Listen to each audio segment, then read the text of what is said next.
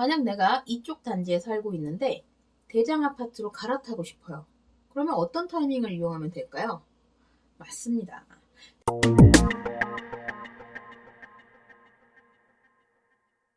안녕하세요. 이콘TV 구독자 여러분. 록산입니다. 지난 영상에 이어서 오늘도 2838 세대 지금 집 사도 될까요? 라는 책의 내용을 자세히 살펴보겠습니다. 지난 영상에서 20대, 30대 젊은 세대들이 왜 내 집 마련부터 해야 하느냐, 이것에 대해서 두 가지 측면에서 말씀을 드렸었죠. 기억이 안 나시거나 혹은 안 보셨다면 위에 아마 링크가 걸려 있을 거예요. 참고하시고 일단 지금 마련할 수 있는 최대한 좋은 집으로 내 집 마련을 하고 그 이후부터는 상급지 갈아타기를 해야 한다. 이 책은 그렇게 말하고 있는데요. 상급지 갈아타기 대체 어떻게 해야 하느냐? 이 책에서는 그와 관련해서 여러 가지 전략을 이야기하고 있습니다. 그중 하나가 갭 메우기와 갭 벌리기를 이용하는 겁니다. 갭 메우기와 갭 벌리기, 이게 뭐냐? 갭, G-A-P. 이게 무슨 뜻일까요? 바로 대장 아파트와 주변 아파트의 가격 차이를 말하는 겁니다. 어떤 지역이 있으면 그 안에서도 가장 잘 나가는 아파트, 이른바 대장 아파트가 있고요. 상대적으로 저렴한 주변 아파트가 있잖아요. 이 둘 사이의 가격 차이는 어느 정도 일정한 게 정상이에요.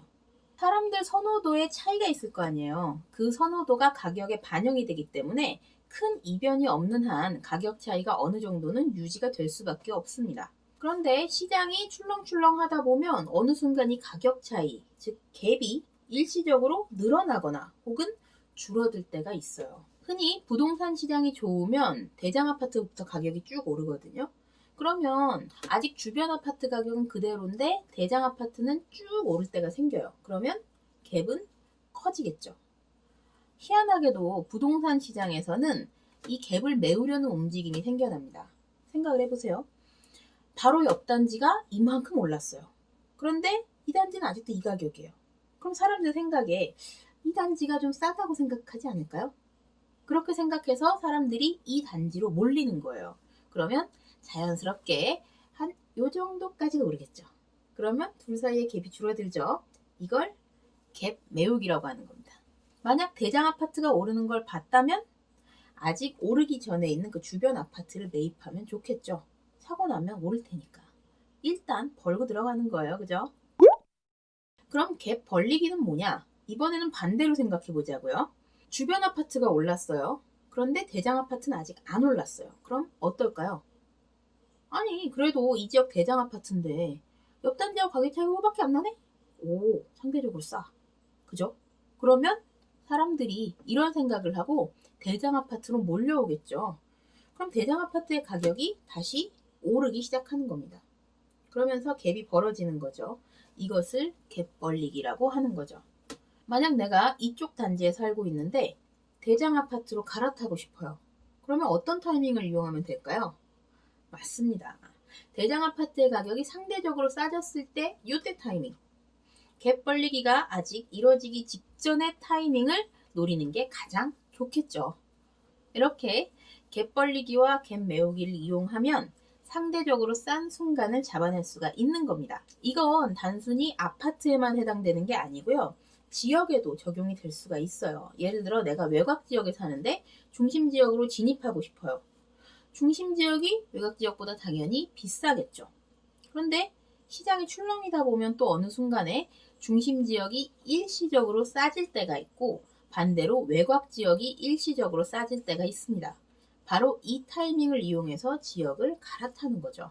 이렇게 갭 벌리기와 갭 메우기의 타이밍을 계속 지켜보고 있으면 적은 돈으로 상급지 갈아타기가 가능합니다. 게다가 자산 가치는 뭐 쭉쭉쭉 올라가는 거죠. 이것이 이 책에서 말하는 상급지 갈아타기 기술 중 하나입니다. 물론 이렇게 타이밍을 잘 잡으려면 내가 갈아타려는 지역 그리고 갈아타려는 단지를 꾸준히 모니터링을 해야겠죠. 기회가 오면 놓치지 말고 확 붙잡으셔야 상급지 갈아타기에 성공할 수가 있습니다. 역시나 인생은 타이밍이죠. 자, 이제 감을 좀 잡으셨나요? 이 책에는 이렇게 상대적으로 저평가된 아파트를 찾는 법 외에도 몇 가지가 더 나와 있습니다.